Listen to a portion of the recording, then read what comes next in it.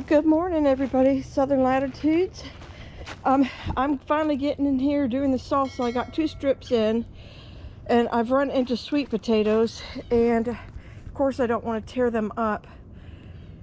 So it's getting complicated. I'm gonna have to see, there's like 2 bases in here. I'm gonna have to lay those now over the black plastic and then run the lawnmower through this other section if possible. And then while I was over here, I was like, what in the world? Do you guys know what this is? Some of you guys will. That's Roselle from last summer. And, I guess last fall is when I picked it. And I must have had some seeds drop in here.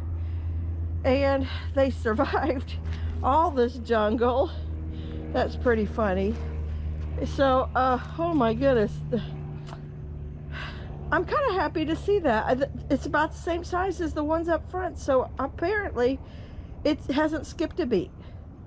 Let's go ahead and tackle this.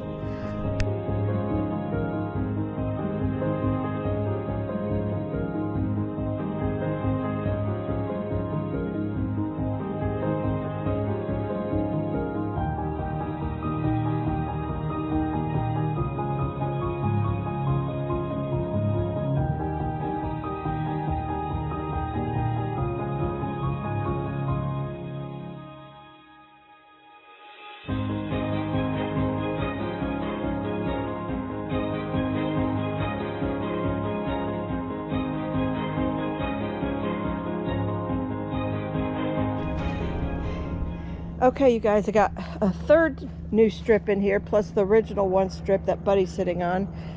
I may try to get 1 more in here just laying on it, but honestly, I really need to move all these cattle panels.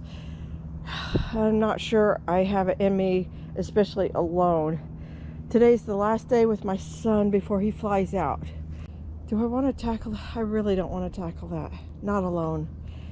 I disassembled all this all by myself, and it wasn't awful, but it was easy just to lay everything on the stakes. My problem is going to be is I got to get the cattle panels around the stakes or remove the stakes. And then usually I just lay them flush up against this fence here. And this mess is still messy. I feel good. You know, even with only, you're like, it's only 3 strips. Yeah, but it's like 90-something% humidity. Hey, this morning we did wake up to 74 degrees, which is why I even tackled this. I was like, 74? Not 78? It felt like just a miracle. So, I don't know about this. Okay. Look at the vines going all the way up. I gotta unravel those too. It occurred to me that perhaps I should show you the Roselle up front here, if you can find it. Okay, so here's 1.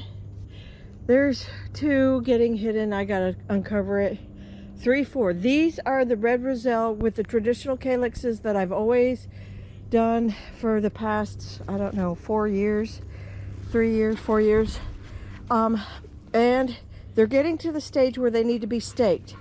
Now, if you don't stake yours, that's fine. But I find that when they start getting through August and September, they start becoming 5, 6 feet high. And they get quite weighted down with blooms and then the calyxes. And so, hence, they do need some protection because we're going to probably have hurricanes as well. And let me show you the other red Roselle that I have. Now these are more, oh, I'm having to crunch vines. These right here were in first. And these are the ones that make the fatter red calyx, and they are past ready. They're definitely ready for staking. So I have plenty of stakes in the back. I will do that as time allows. I started removing some of the rope over here just to quit making obstacles for myself, because obviously it's not an obstacle for Buddy. You just saw him get through here. So I want to remove those. I would like to pull the vines back into its quadrant like it's supposed to be so I can use my walkway again. And then I gotta get T-post in the ground for these. But oh, look, there we go. Well, Of course, I haven't seen them bloom, if there is a bloom, because you can hardly walk around up here. It's still doing fantastic. I pulled 3 more squash yesterday. I think they were South Anna. I saw one more over in the corner, and then a green one's tucked right there. I could see that one. Oh, they're still producing back here in this section. Well, I must have been really wired this morning. Good night's sleep does me so much good. I have so much more energy, and just that few degrees of cooler temperatures this morning.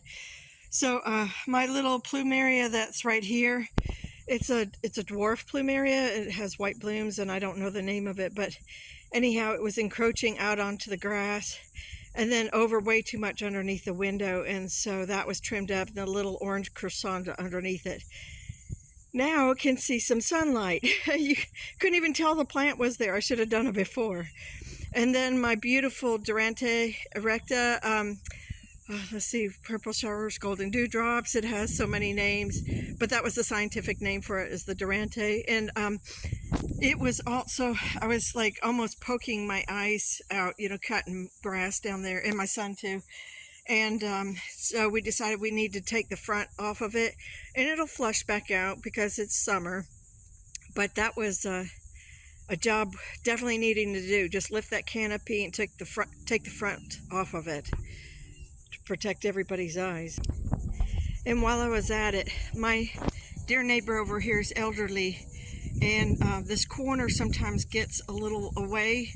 And there's a guy that cuts grass, but he doesn't always do, you know, above and beyond. And so usually about once a year or every other year, I go ahead and lift up the canopy off that loquat and make it safer for people coming around that corner can see kids or dogs or other cars, because they do take this corner way too fast. I don't have any speed bumps on my road, but they come out of here just hauling, and it'd be nice if everybody could see each other.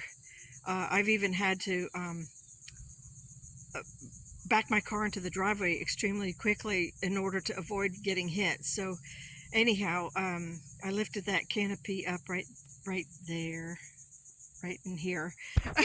I hate to put my fingers out, they're dirty. And we filled the trash cans.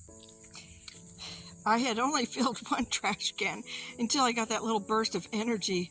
And now we got all sorts of plumeria and purple blooms and Spanish moss, loquats, all over the trash cans. So anyhow, now I think we're done with this video, and I'm going to go in and edit.